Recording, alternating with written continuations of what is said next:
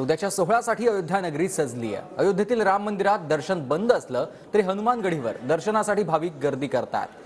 अयोध्येतील प्रत्येक घरावर सध्या भगवा झेंडा लागलेला पाहायला मिळतोय। अयोध्येतला हा उत्साह। नमे समा रावण कोट्यदमहा रामस्य दासोहम अपार विक्रमहा। रामायणामध्ये हनुमानाचं असं वर्णन आपल्याला पाहायला मिळतं की कोट्यवधी रावण जरी एकत्र आले तरी हनुमानाच्या शक्तीची तुलना होऊ शकत नाही आणि म्हणूनच अयोध्येमध्ये असणाऱ्या हनुमानगढीचं अपरंपार महत्त्व जे आहे ते आपल्याला पाहायला मिळतं। मी आहे सध्या हनुमानगढीच्या परिसरामध्ये। आपण पाहतोय की हनुमानगढीचं दर्शन घेण्यासाठी भाविकांची गर्दी जी आहे ते मोठ्या प्रमाणावरती झालेली पाहायला मिळते।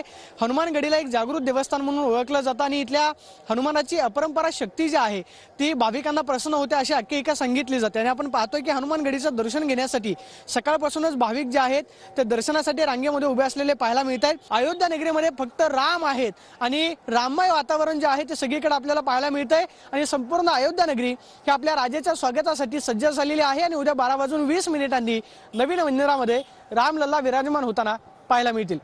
कॅमेरा पर्सन राकेश सोनू, मी प्रदीप कापसे, TV9 मराठी।